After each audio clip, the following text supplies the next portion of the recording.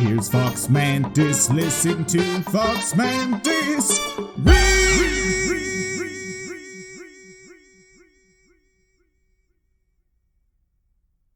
Hello everyone, and thanks for coming on this journey with me. Today I'll be reading 5 stories from Reddit, a few scary stories, and a couple of humorous ones as well. So sit back, open up a bottle of wine, and zen out to my voice as FoxMantis reads to you. Enjoy! After years of sleeping in a busy college town, staying in a country cabin to work on the final touches of a paper for a whole week sounded like a dream come true. My roommates were noisy partiers, and the apartment above us contained even noisier newlyweds. I had a week to finish this paper and I was running on fumes. Heading out to your cousin's cabin? My roommate Shelly asked as I packed up the last few essentials. Yep, I sighed. I should be there late tonight. It's all the way in the Upper Peninsula, right? Will you have any cell phone service? Yes, up to the UP, I replied, loading my bags onto my shoulders. Not sure about the cell phone service, but last I knew Holly had a landline. Why? Just worried is all. This end of the semester paper has been really rough on you, she said in her best motherly tone. Shelly, relax, I groaned. It's not like I'm gonna lose my shit and do something stupid. Okay, she said, sounding not entirely convinced. Just try and enjoy the fresh air. And peace and quiet, I said before my hasty retreat. The drive up north from Lansing was long and exhausting. Even though I had left with what I thought was plenty of time for the 300-mile drive, I didn't arrive until almost midnight, thanks to road work and a couple of bad wrecks. It seems the country people drove just as reckless as those in the city. I trudged up the peeling steps to the cabin, got a key from under the barely readable welcome mat, and let myself in. I kicked the door shut, locked it once more, and loaded my bags onto the dusty couch. I coughed and thought about getting my phone from the car charger. I decided against it. I went up the stairs to the left of the loft and collapsed onto the stale-smelling bed with a groan. Ugh. Growing up with the consistent sounds of cars and sirens made the stunning silence of the country air almost unsettling. I found myself actually missing the random noises of the city. Here there were only crickets and stillness. Uncomfortable stillness. I had just somehow managed to begin to drift off even in the still air when I heard it, in the still air of the cabin, a faint whisper of words. Too quiet for me to understand, it pulled me from the edge of sleep. While not loud enough to understand, they were loud enough to jolt me into the land of wakeness again. What? I started to say, but fell silent as the whisper started again.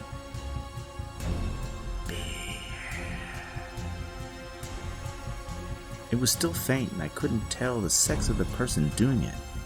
I strained my ears. It was getting louder, just barely. I held my breath and willed my heart to stop ringing in my ears. No one else is supposed to be here. What the fuck? I yelped, springing up in bed. No one else is supposed to be here! Roared the voice from under my mattress. I screamed in terror at the realization of where it was coming from and leapt from the mattress, getting tangled up in the musty sheets and just about toppled ass over tea kettle down the stairs. I ran outside, leaving all my bags inside, and scrambled into my vehicle. My hands were trembling as I punched 911 and tried to start my car to go somewhere, anywhere with service. When the phone finally caught service 3 miles later and my call went through, I frantically explained to the operator that someone had broken into my cousin's cabin and was still there. After getting the address and the dispatcher telling me to stay on the line, my phone decided to drop the call. I waited in the dark woods, those words ringing in my head. Finally, I saw a police cruiser making its way down the beaten-up road. I trailed after them, explaining more than once who I was, and stayed outside the cabin. You're the one who called about the possible intruder?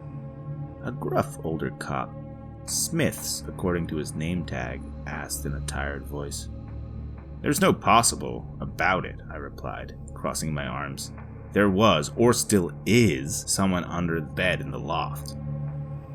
Sir?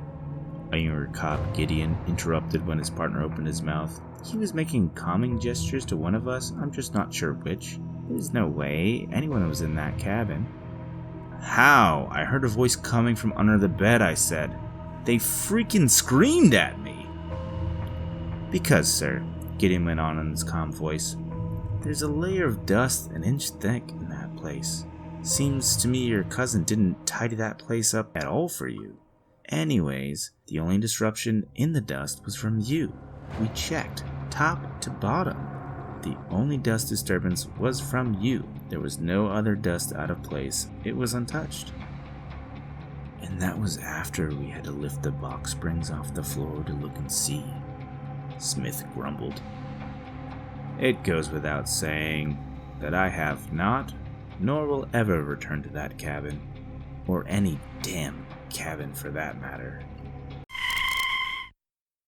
So, it wasn't the scariest story I heard, but, I hope that guy gets over his fear of cabins.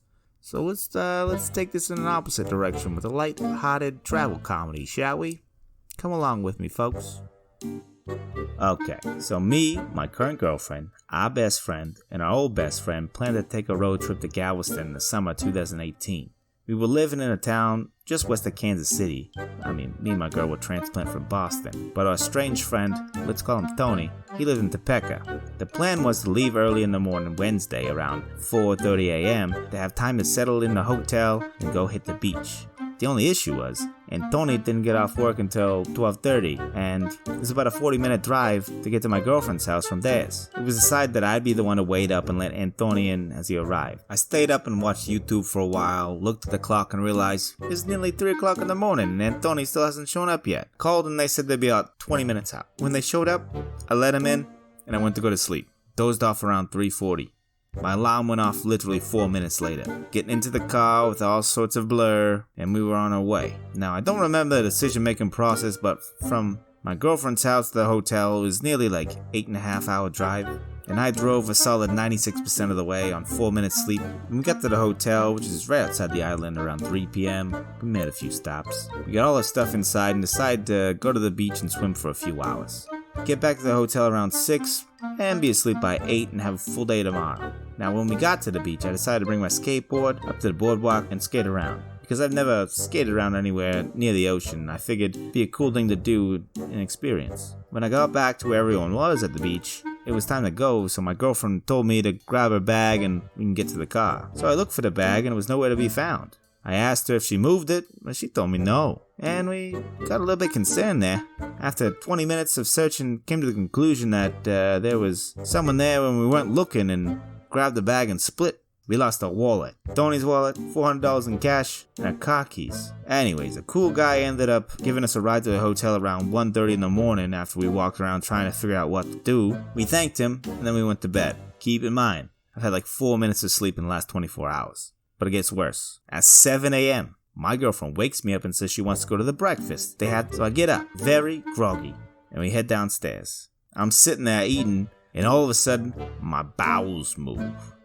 It's time to go, boys. I look at her and say, hey, babe, where's the lobby's bathroom? My heart starts racing and action movie music starts playing in my head. She said something that made my heart sink. It's under construction right now. You're gonna have to go back to the room. So I snatch up the key and I book it to the elevator. On my way up, I'm putting full focus on getting to that room, unleashing hellfire into the restroom. I make it to the door and I slide the key in, and it dawns on me. We grabbed one of the key cards we originally got from the day before and canceled it when we got robbed on the beach so no one can get into our room with the key card they had in the bag. So I panic. I start pounding on the door, freaking out our friends, and after the third bang, I just let loose. I shit my pants in the hallway. One of the most humiliating things in my life. But maybe one of the best road trip stories I had to tell. Anyway, thanks for reading. Stay gnarly, drink water, and don't shit your pants in the hallway, kid. Enough of this childish comedic debauchery. Let's get back to the scary, sad story, shall So, back in first grade, I was friends with a girl I'll call Elle. My brother and her brother, both third graders, were really good friends as well. Me and Elle were friends, just not as close as our brothers were to each other. Elle was a really nice girl, and so was her brother, I'll call him Jay. Elle was really helpful, and everyone in our class really liked her. So, it was a Sunday night, and me and my brother are playing video games. Our sister comes up to us and shows us a picture of a family, Elle and Jay's family, and asks if we knew them. So me and my brother pointed out Elle and Jay. My sister then proceeds to tell us that they were dead. Me and my brother just broke down crying. I went to my mom to ask her if it was true, so she looked it up, and it was. Apparently, Elle's parents were divorced. Elle, Jay, and their 3 other siblings lived with their mom and her boyfriend. Apparently, their dad shows up to the house one night. Well, it was Saturday night. And he and their mom started fighting. Then he pulls out a gun and he shot her, then killed her boyfriend, and I know Elle, Jay, and the other siblings were shot as well. Well, I think one was hospitalized, and the 5th sibling wasn't even there because he was at a sports game. Then their dad shot himself so he wouldn't go to prison. I really miss Elle. She was one of the nicest kids ever. I really wish she was able to grow up. Rest in peace to their family. I can't believe someone would ever do that to another living being. And I hope he gets what he deserves in the afterlife. Well, that was short and super depressing. I think we can get a little bit scarier than that, though. Yes, we can. Now, be prepared for the final scary story. I grew up in a house that consistently had strange occurrences. There was this one time my sister and I experienced something that I still think about on a regular basis. I have no idea what things come in the middle of the night, but this was experienced by 2 people, and also the aftermath by our mother. First, my sister was about 16, 17, and I was about 13, 14 years old. My mother had a fiancé that worked a graveyard shift and would come home after work sometimes as early as 2 to 4 a.m. Also, Jim, the fiancé, had an incredibly deep voice. Our house had 3 levels. My sister and I had rooms on the top floor, and our rooms were directly across from each other with stairs landing in between. Our mother's room was in the finished basement. Underneath my bedroom was the living room. The incident. I woke up to the sound of Jim's deep voice in the middle of the night, early morning.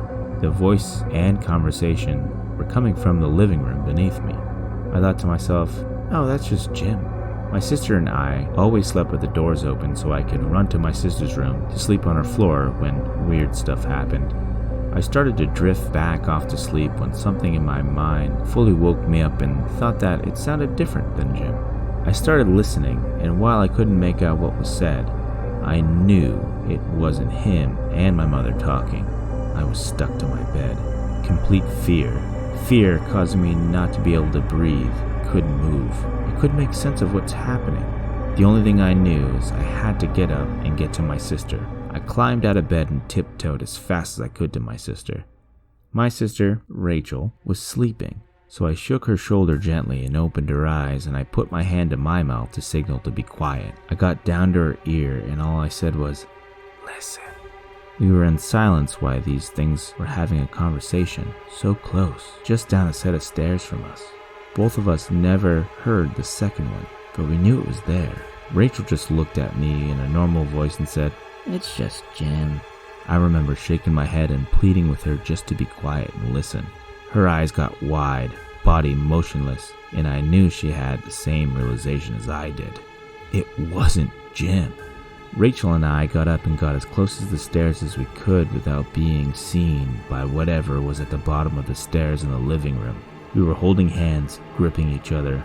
We stood there for a few moments with complete dread and fear and adrenaline. Body so heavy it felt like I couldn't breathe, too scared to do anything. My sister whispered something to me, and at the exact same time she finished, we both hear, "They hear us.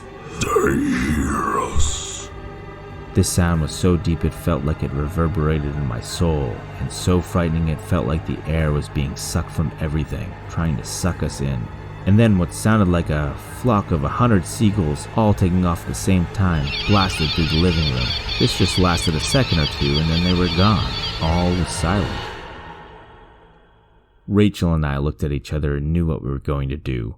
Run for our mother in the basement. We ran down those stairs. I could feel those things on my back. Never in my life did my feet fly down 2 flights of stairs, but when we got to our mother was asleep. No Jim. We told her what happened. She said we were silly and to get into bed with her. We asked her later in life about it, and she said something like, "Yeah, I remember the two of you scaring the shit out of me. I thought you two were playing a joke on me." Rachel and I spoken 2 times in adulthood about this. The first time was just to confirm the shit really happened the way I remembered it.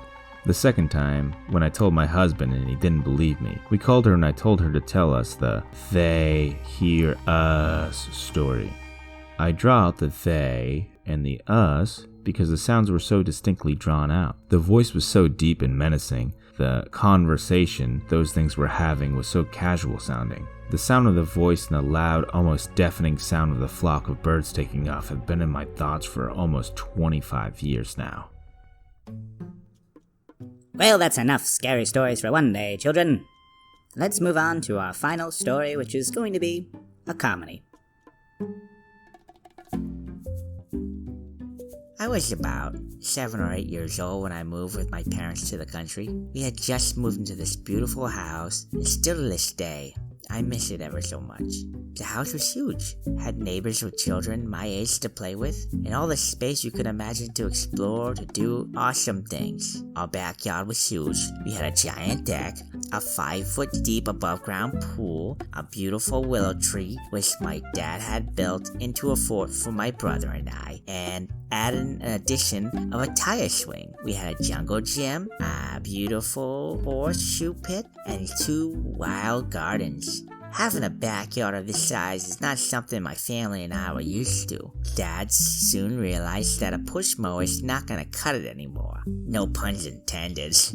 He had went out and picked out a lawn tractor that he liked and brought it home. However, the lawn was already cut, but he wanted to test the puppy out. He and my mom decided that the wild gardens can go. We were never gonna tend to it. And with these gardens being in the middle of the yard, Dad starts out the mower, and away he goes. The amount of critters that came out was shocking. Frogs, chipmunks, birds, bugs, you name it.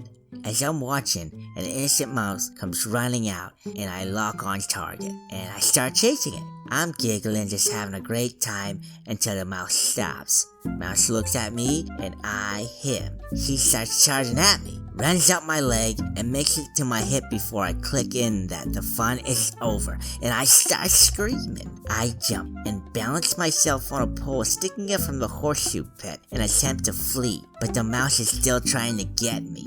My dad comes at the rescue and he picks me up and carries me to my house. I wipe my tears in horror and beg him to take me inside. I'm pretty sure that I didn't leave the house for the rest of the day in hopes that the mouse had forgotten that he wanted to kill me.